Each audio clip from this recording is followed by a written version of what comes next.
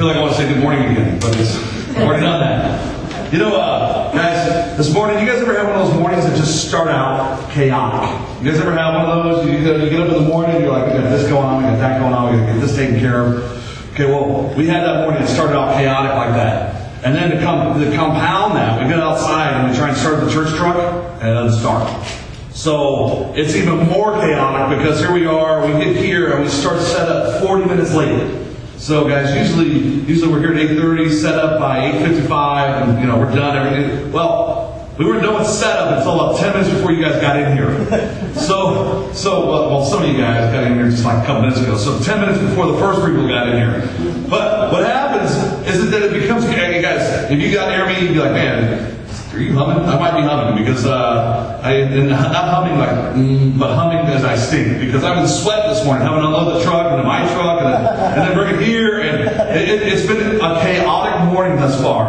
And so, but really what the great part about this is that we were able to do ministry today and we're able to have church today. Amen. Even though we've overcome the adversity. We've overcome the adversity of getting up this morning, getting here, and all the challenges that we had. Because we have kids that don't want to do anything. We have kids that want to fight us, and we have this opportunity to really dive back into this series. And this series that we're in is bold. And we're being bold. And we're doing things that other people don't do. And that's really what this whole thing is about. I would say, guys, is that I remember as a kid. So, if you know where Toledo Road is, my daughter goes to Toledo Elementary, but the house right next to Toledo Elementary, my great-grandmother used to own that home. And the house next to it, my great-grandfather built that home. And the house across the street, he built that home. And the house across the street from that one, he built that home. And really, my family ran Toledo Street. They owned it, and they owned all that property right there. And they donated the property to the school that Toledo Elementary sits on right now. But when I was a kid, Toledo was like a one-room shack. You walk out there and be like one building, and there was nothing there. But there was tons and tons of rattlesnakes.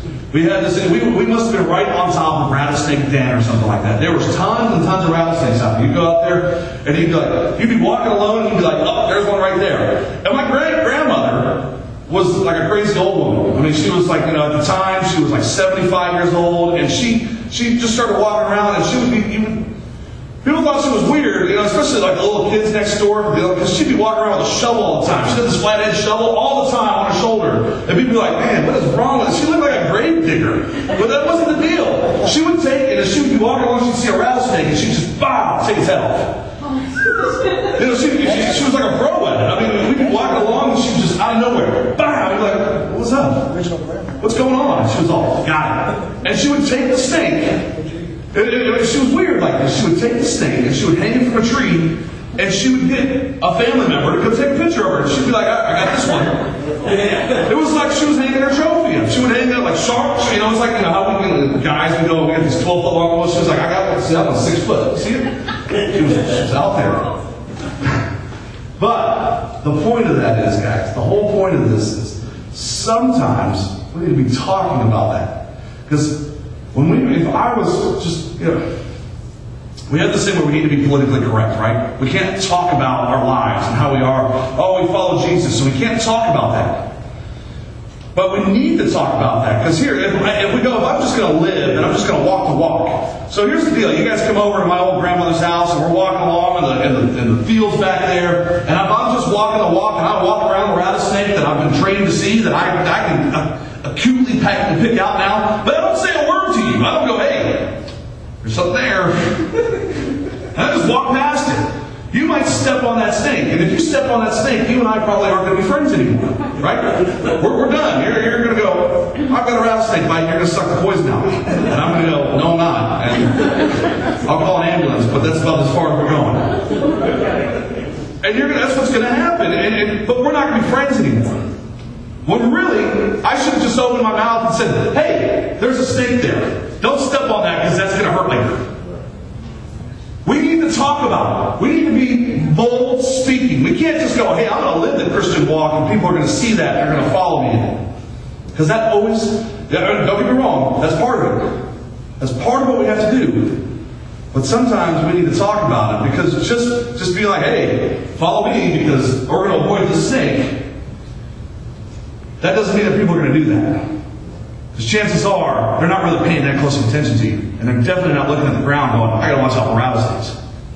They're just not doing that. It's not where their mind is. It's not where their mindset is. It's not what's, guys, we have to be bold, and we have to start being bold in how we speak to other people too. We have to talk about our faith. We have to talk about what's going on. And a key point to this series is boldness is a behavior born out of belief. Boldness is a behavior born out of belief. So, we speak boldly about things that we truly believe in, right? If you think about it. How many of you guys in here right now are Niners fans? You can put your hands up. You will speak boldly about the Niners, right? Well, we got this, we got that. How many of you guys are Raiders fans? We got one Raiders fan, two Raiders fans. Two Raiders fans. But we all know, no, okay, I'm not going to go into which team I like. Well, never mind.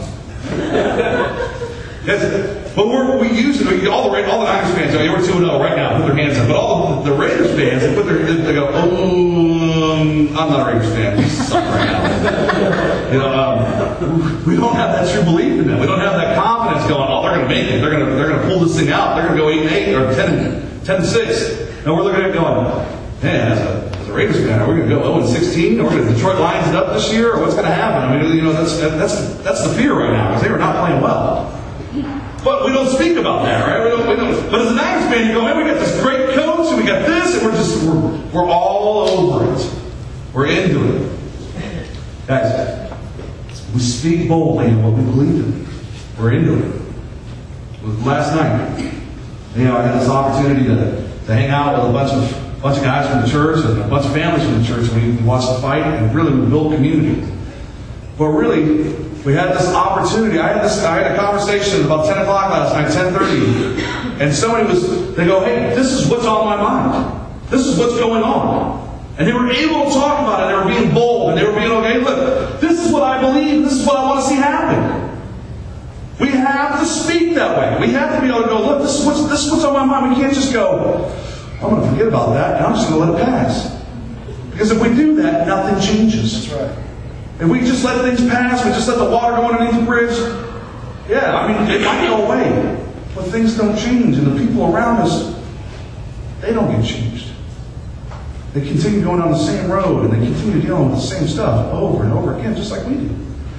But if we talk about it, we try to make a change, all of a sudden, lives start changing. Lives around us start changing. That same person I was having a conversation with last night, he will tell you is that he has no idea what's going on right now. And he can only attribute it to one thing. He can only attribute it to the man upstairs. He has no idea what's going on. He says he can sleep now. He doesn't have anxiety. He's at peace. And there is turmoil in his household right now. Guys, changes can happen when people are bold. And that all started from an invite.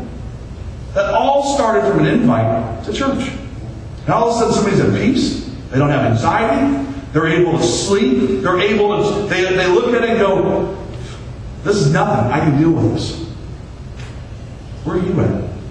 Where are you at? Are you talking about stuff? Are you willing to work issues out with people? Are you trying to deal with stuff? Or do you keep it bottled up and you go, you know what? We're not going to talk about it anymore.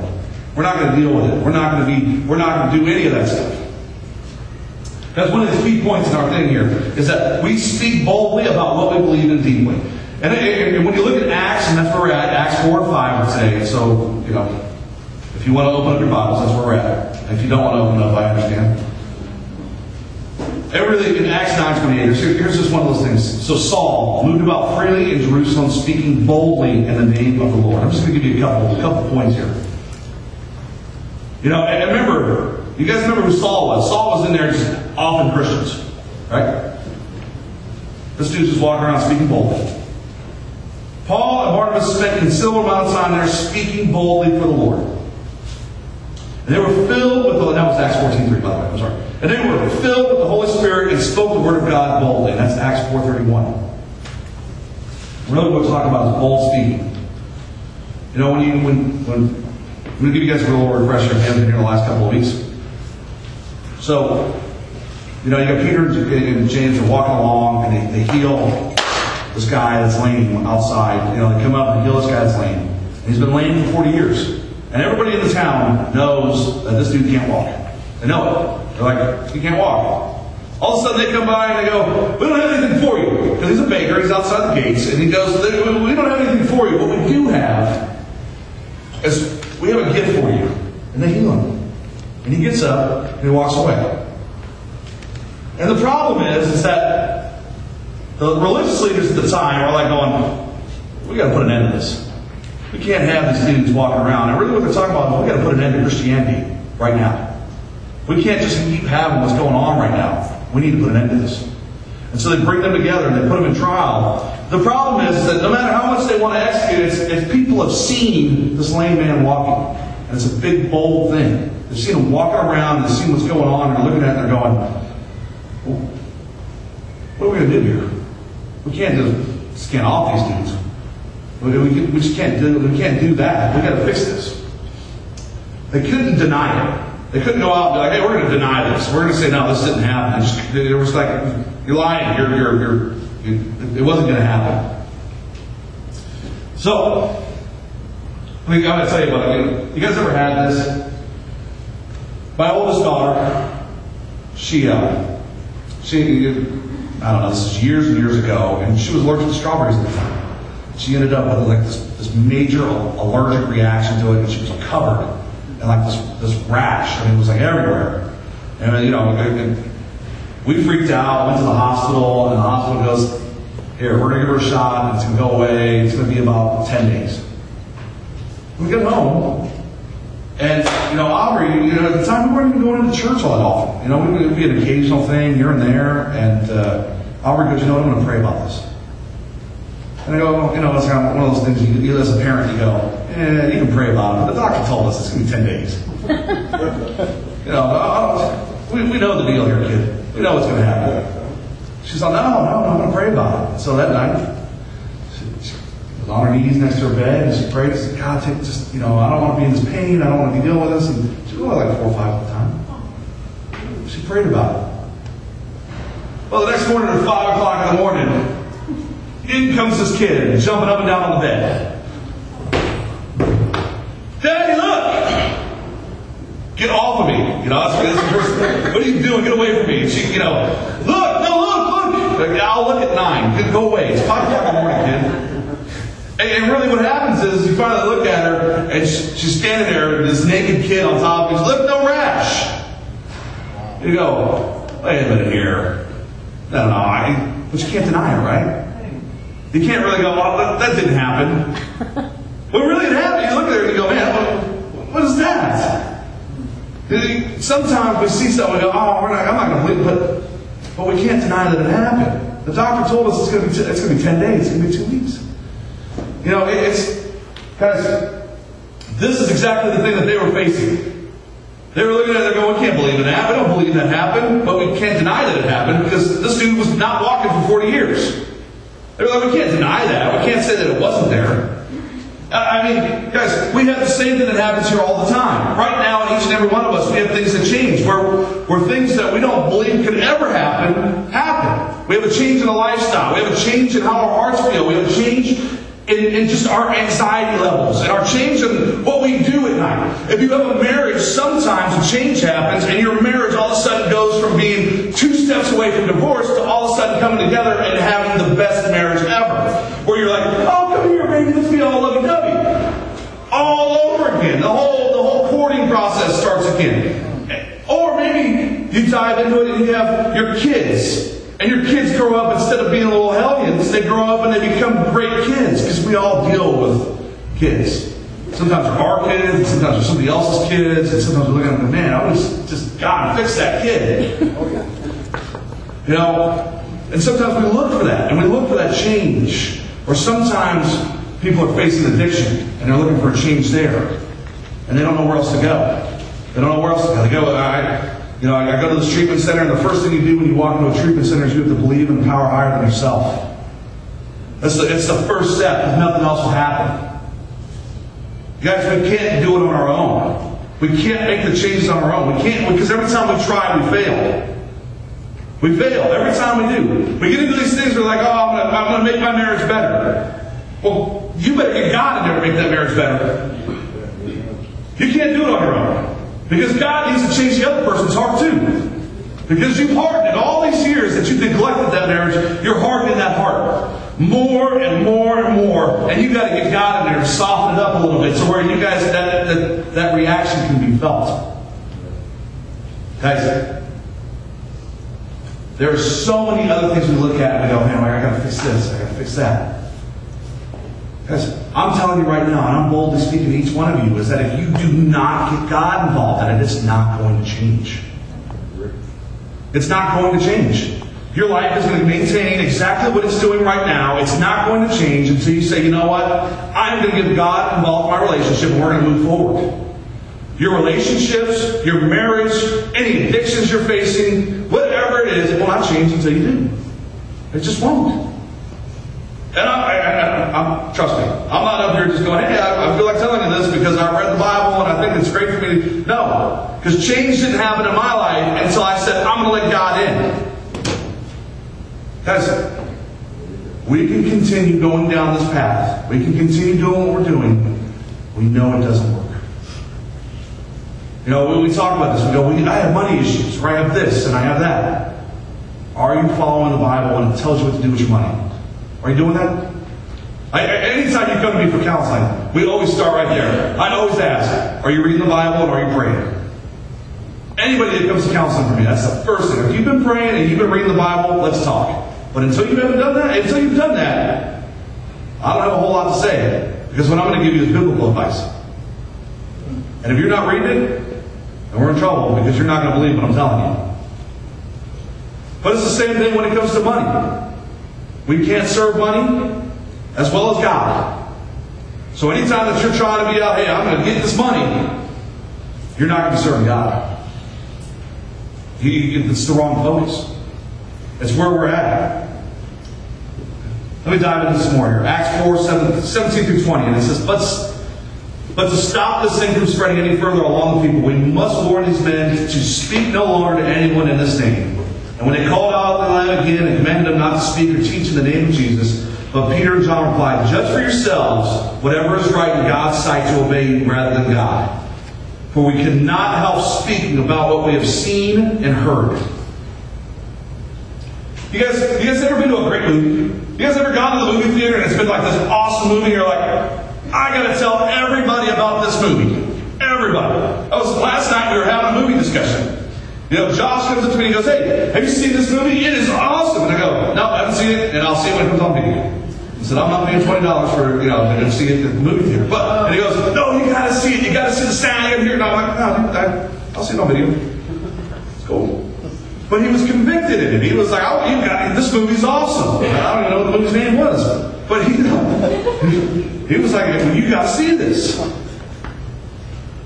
You know, you guys ever gone, I'll tell you this, have you ever gone into a restaurant and had really great service? Mm-hmm. You ever gone, I was down in kind of a weird place to get really good service. I was down in Disneyland, and we went, we freeze to eat in Disneyland, so we said, hey, we're going to go out and we're going to go eat at Red Robin. We went to Red Robin, and I have to tell you, it was the best customer service I've ever had in a restaurant. I mean, literally, we sat down, and they brought out fries immediately. I mean, it was like we sat, as soon as, fries were hitting the table as my butt hit the chair. I'm like, man, this is awesome. They're like, can we get your drink order? And we got the drink order, and they brought that out. I mean, I'm like, man, this is nuts. I mean, we had like 3 people helping us out, and it was great. It was the service, but that's the expectation of service I have now when I go to any Red Robin or any other place. I'm looking at them going, well, they gave me fries down in Anaheim really fast. Why can't you do it? Why am I waiting 40 minutes for this burger that they did done in 10 minutes down there? And they were packed. You guys suck here right now. But I mean, that's because the service level expectation we expect. But we talk about it. I remember it so well that it was, you look at it and you go, why can't we get that here? Why can't we get that in what we're convicted about when we're talking about the rest of our days? But we don't want to talk about it. We're not convicted about it. We're not bold about it by any means. In fact, most of us are afraid to talk about it. Most of us are afraid of what people are going to say. And it's just like that rattlesnake story. Just right at the beginning, we're talking about you walk along and all of a sudden, I walk around it because I'm being a light. Follow me. Rather than talking to you about it. Rather than having a relationship about it. I'm being a light. Do what I do. Because if you don't do what I do, you're going to get bit by a snake. That's not how it works.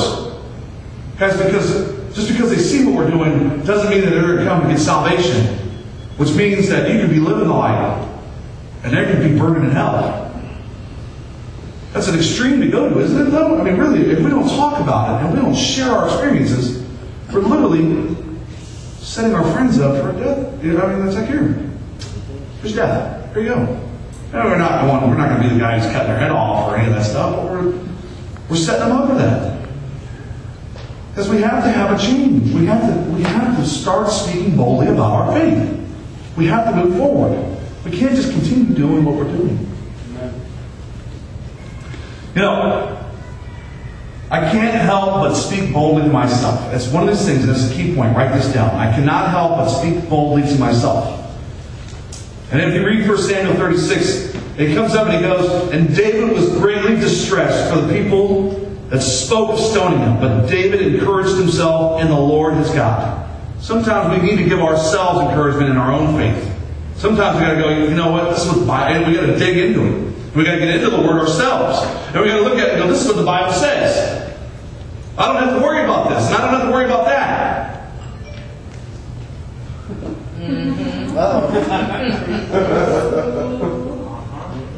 That was a warning for me, telling me I'm going late.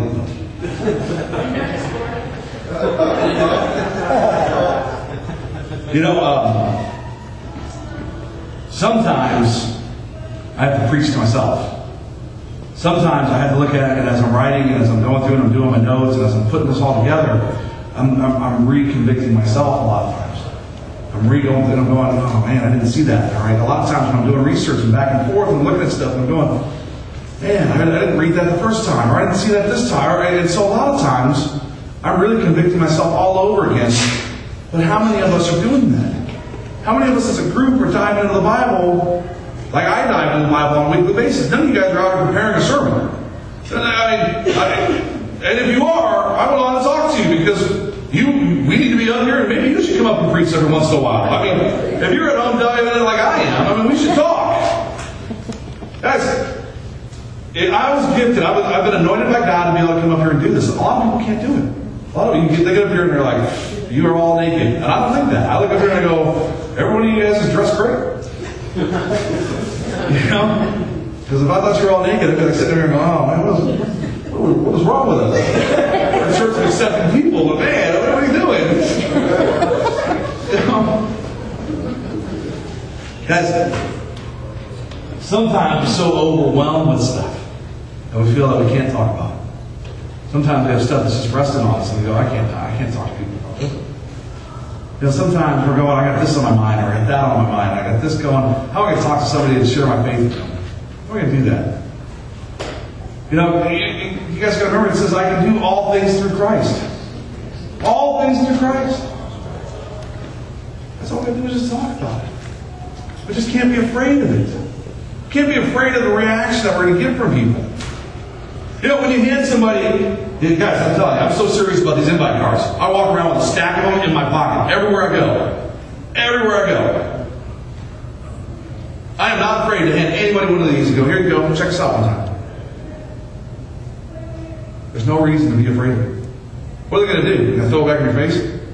Come on. Are they going to tell you, I don't want to talk to you anymore? They're your friends.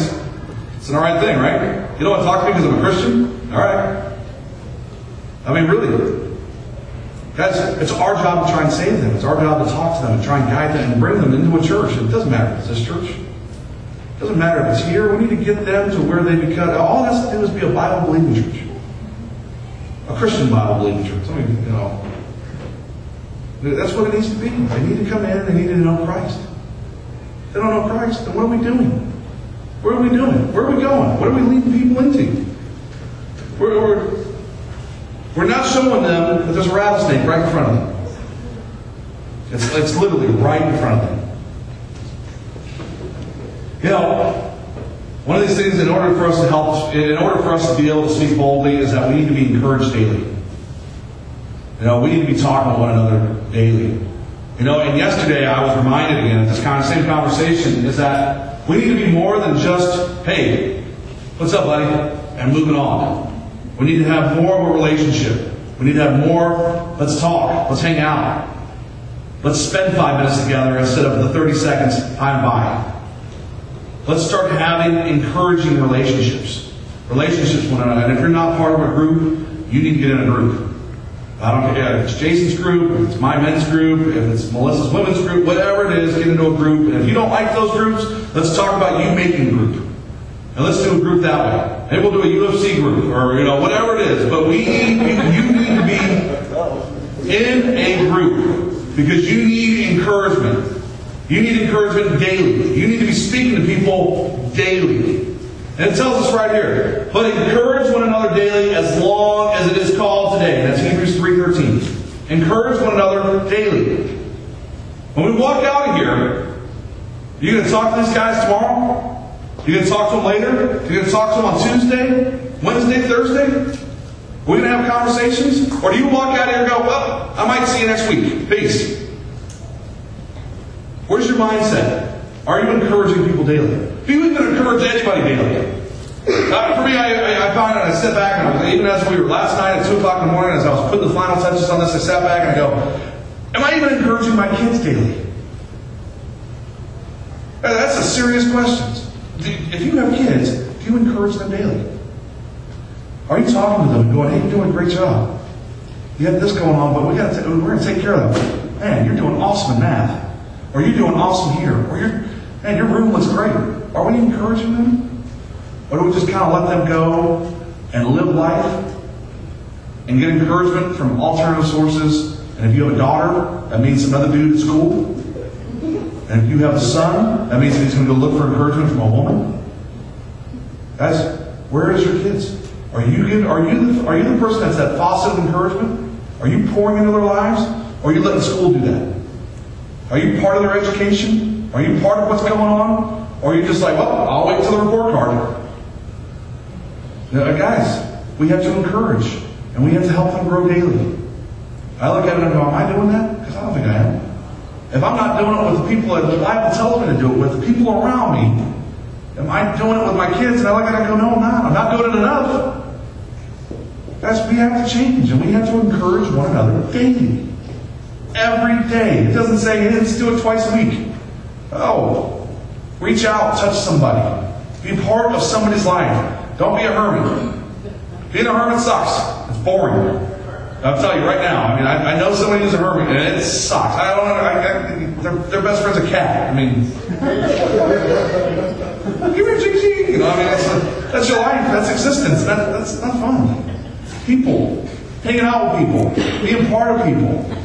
Being part of lives, doing community together, having relationships. That's doing life together. That's building the kingdom together. That's where we need to be at. That's where our mindset needs to be at. Why do you think we do events?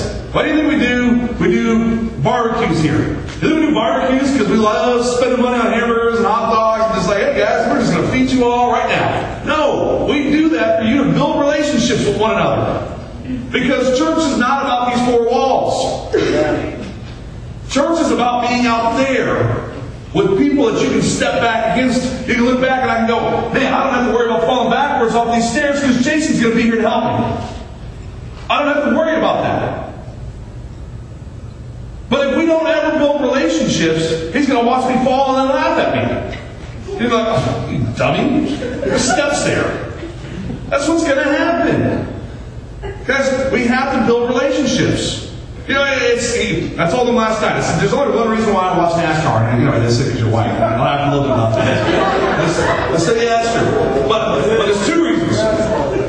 There's two reasons. I said, well, number one is that, the white thing is because most of the white sport. Number two is that we all are waiting for the accident, right? We're all waiting. Nobody wants to watch a 500-lap race and go, man, that was great. You said there was no accidents. I mean, we're all waiting.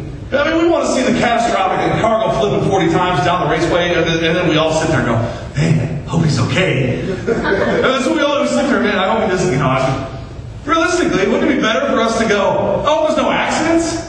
Then the sport wouldn't have anybody watching. There wouldn't be 150,000 people at the events. Nobody, but guys, that's the thing that we should be doing. Instead of encouraging one another, instead of waiting for the wreck to happen.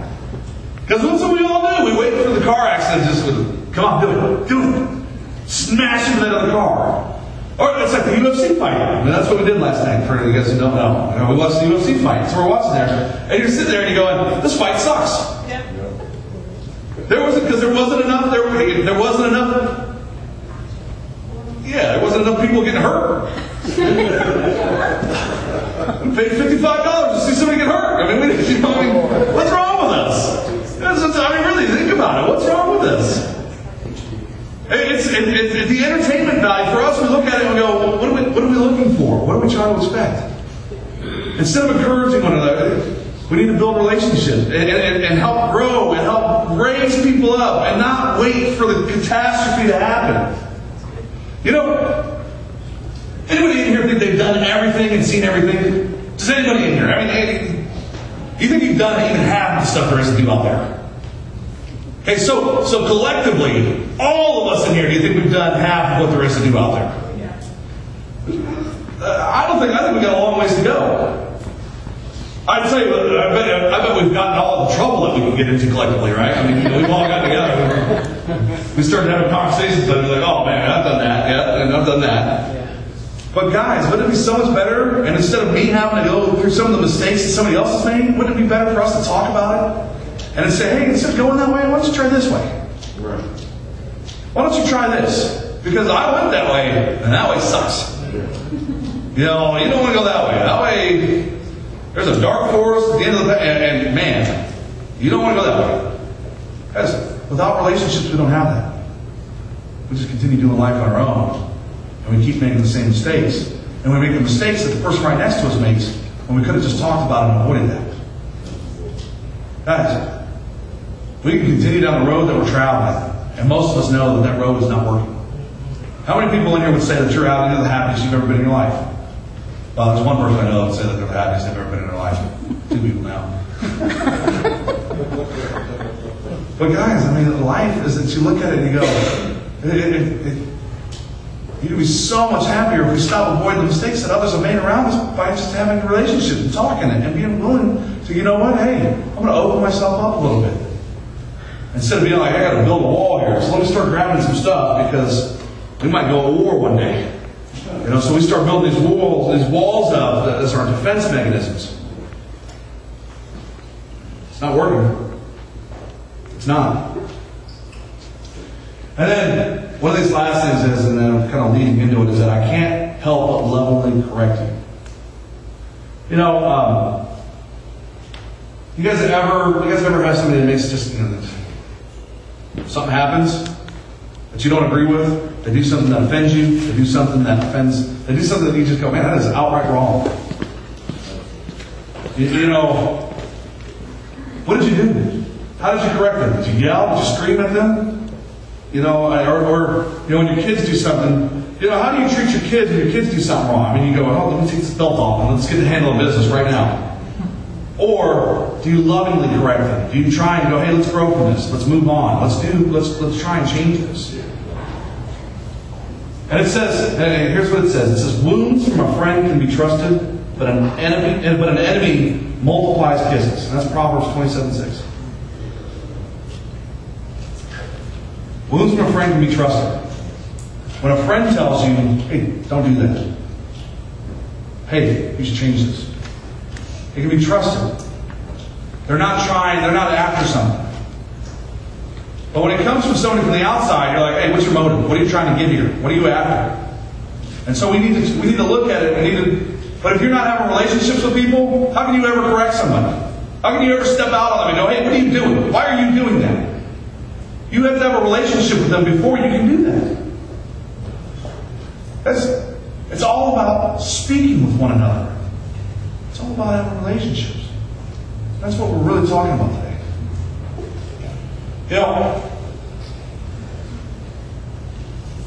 the most important relationship that we have to have, it's kind of one of these, this is the hardest part that, you know, we look at it and go, the most important relationship that it all starts with. You know, you can look at it and you go, I have nothing but things in my past, I have issues, and I've this and this and this. I can't be telling people about that. I can't be talking to people about that. I can't do this, I can't do that.